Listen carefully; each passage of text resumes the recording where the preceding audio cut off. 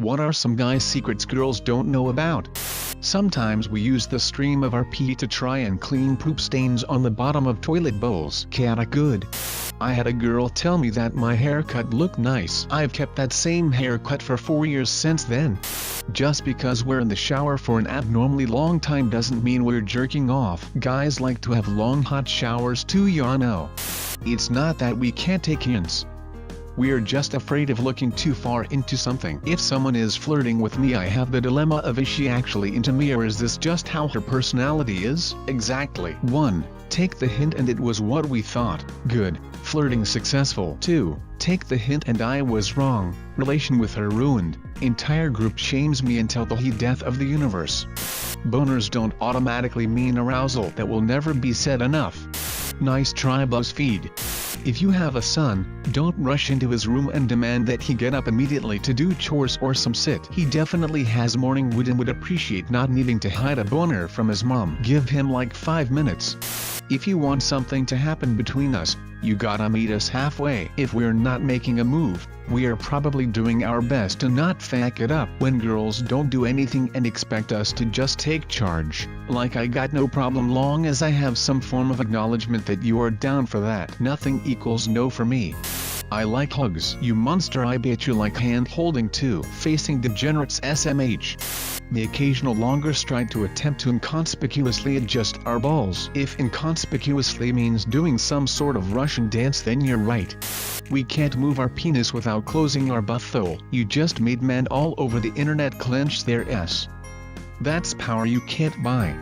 We don't get the hint. Saying I almost broke my neck in the driveway is not the same as asking us to shovel it. In my mind I'm thinking, thanks for the heads up, I'll be careful.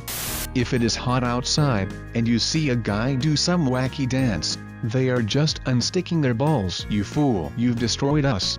If our balls are itchy, we don't actually scratch them. Instead we rely on clever little pinches to the nutsack. In public, sure, but when I get home from a long day, I'll stand in the bathroom and rake my junk for like 5 straight minutes. Some days, it's my favorite part of the day.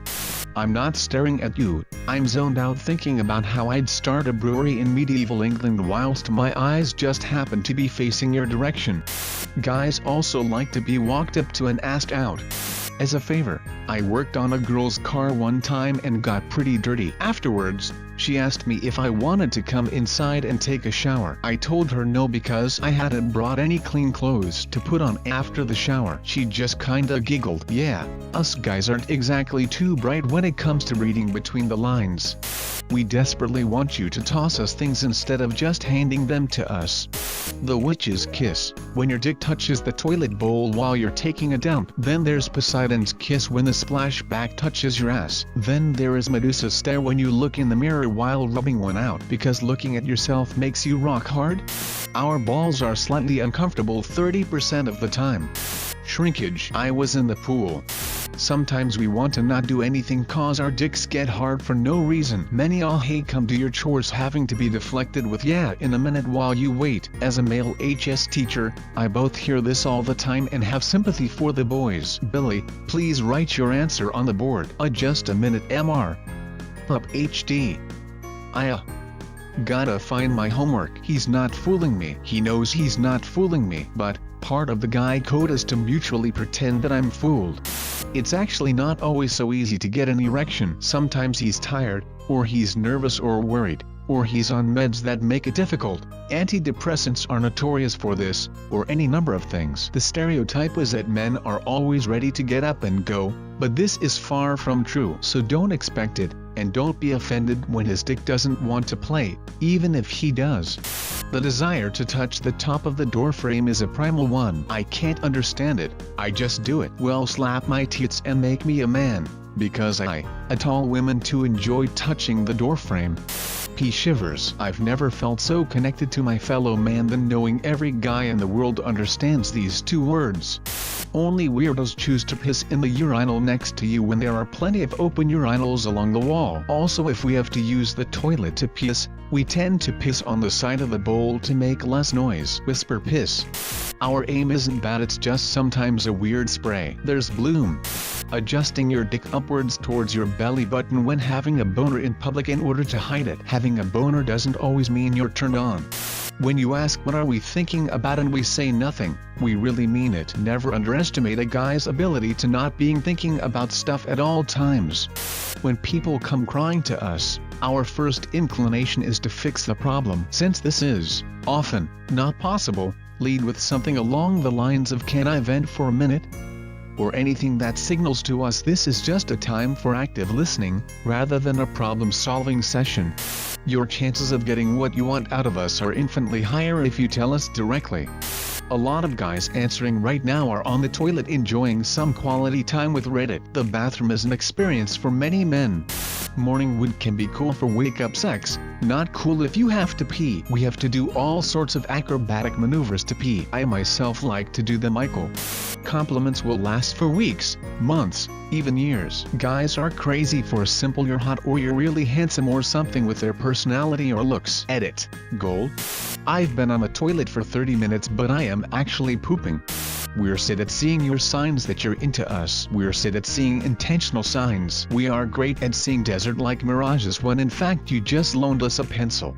Sometimes we like to be the little spoon. If the big spoon is smaller than you, it's called a jetpack.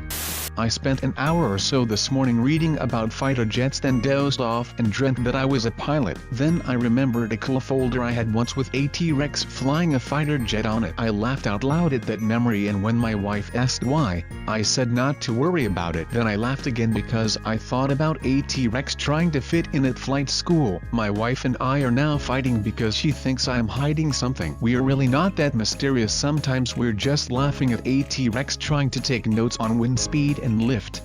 The good old pinch and roll technique. We provide a valuable toilet cleaning service which is underappreciated by peeing off any stains that might happen to be clinging onto the inside of the bowl.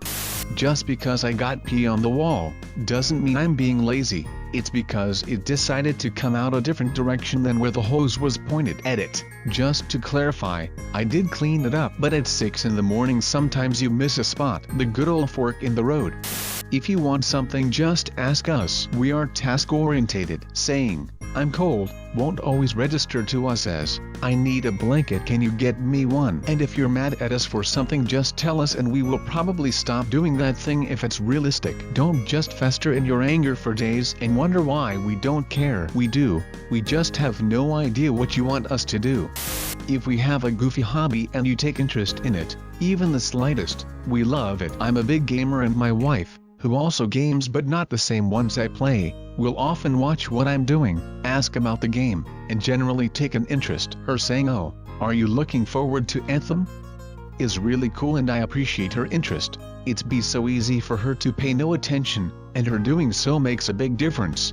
No matter how you shake and dance, the last 2 drops go in your pants.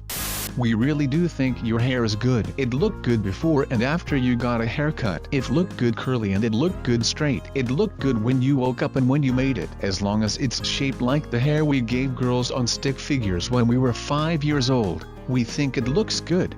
When we want to be alone, it's not that we don't want to be around you, it's that we don't want to be around anyone for a bit. Sometimes we masturbate just to pass the time. It is not sexual at all. It is a bit like making a coffee to pass 10 minutes. Men have just as many issues with mental health, depression, anxiety, body issues. Please recognize this. I hate living in a world where it's not socially acceptable for men to talk about these things. A lot of guys would talk about their experiences and issues but don't feel like they can. I feel like we just sort of ignore the issue, and guys that have mental health issues are sort of looked down upon because men are all supposed to be outgoing and confident. Maybe you have a guy friend who doesn't get out a lot. Maybe he's acting strange or isn't totally there. This might be why. How often we fantasize about saving the day from terrorist attack or something. Bunch of snitches in this thread. Sometimes, our urine spontaneously splits into 2 streams while we're peeing. Usually it's kinda freaky, sometimes it's cool as heck. Probably depends on the day.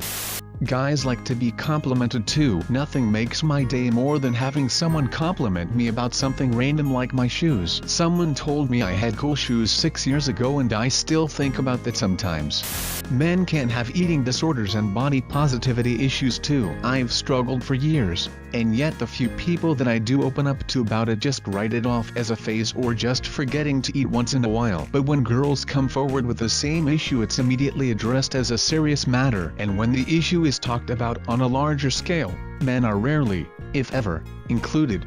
Dudes can be crazy starved for touch, or maybe just Americans, but generally if you want to be there for your guy, scratch his head or like his back, hold his hand, put your hand on his leg, do that thing where you guys lock arms elbows when you walk. When I'm frustrated or in my own world stressing about money or what I have to do later that day, it really brings me back and grounds me to enjoy the moment with my girl. Take care of yo mans.